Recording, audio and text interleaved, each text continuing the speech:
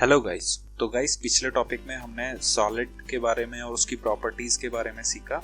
इस टॉपिक में हम एडजस्टमेंट लेयर के बारे में और उसकी प्रॉपर्टीज के बारे में सीखेंगे। सो गाइस स्टार्ट करते हैं। तो गाइस स्टार्टिंग का हमारा है कि सबसे पहले तो हमें कॉम्प लेनी है, जैसे कि हमने अभी कॉम्प ली। इसके बाद हम वापस वही न्यू में जाएंगे।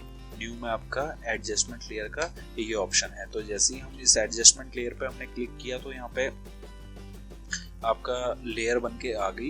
ये एक एडजस्टमेंट लेयर है। अब इसकी जो प्रॉपर्टीज हैं इसमें भी वही पुरानी प्रॉपर्टीज हैं, जैसे कि एंकर पॉइंट है, पोजीशन है, स्केल है, रोटेशन है, ऑपेसिटी है।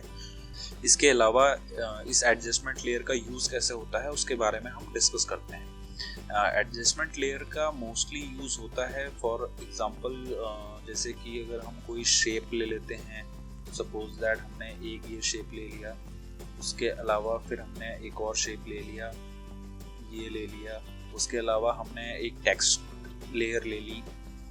तो जैसे कि मैं टेक्स्ट लेयर ले लेता हूँ, कुछ टाइप कर दिया है मैंने, ठीक है गाइस। तो जैसे ये सब अलग अलग है। अब सपोज मुझे कोई एक ऐसा पर्टिकुलर इफेक्ट है जो कि इन सब लेयर में एक साथ डालना है, तो वो मैं कैसे डालूंगा। तो अभी तो यहाँ पे सिर्फ 3 लेयर हैं, तो मैं रैंडमली एक एक करके हर लेयर पे डाल सकता हूँ। बट अगर ऐसे ही हमारे पास यहाँ पे अगर इन लेयर्स का काउंट 50 या 100 हो तो हम एक एक करके इफेक्ट डालेंगे तो ये काफ़ी ज़्यादा टाइम टेकिंग हो जाएगा। तो इसके लिए एक बेटर ऑप्शन है कि आप जितनी भी लेयर्स में आपको इफेक्ट डालना है आप उसके ऊपर एक एडजस्टमेंट लेयर ले लें और इस एडजस्टमेंट लेयर में आप वो इफेक्ट डाल लें। फॉर एग्जाम्पल जैसे कि अभी अगर मुझे इसमें ब्लर डालना है,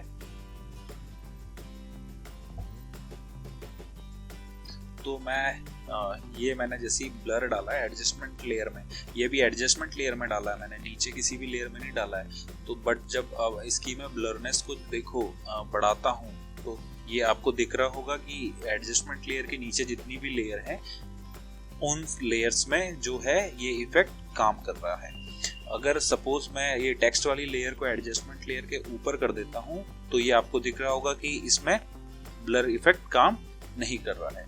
तो एडजस्टमेंट लेयर लेने का हमारा मेन मोटो यही होता है कि हम एक इफेक्ट को एक से ज़्यादा लेयर्स में कैसे हम डाल सकते हैं। तो ये आपने सीखा यहाँ पे एडजस्टमेंट लेयर किस लिए यूज होती है, इसका एक्चुअल यूज क्या होता है। तो नेक्स्ट टॉपिक हमारा होगा अब null object. So guys, don't forget to subscribe us on YouTube. Thank you for watching.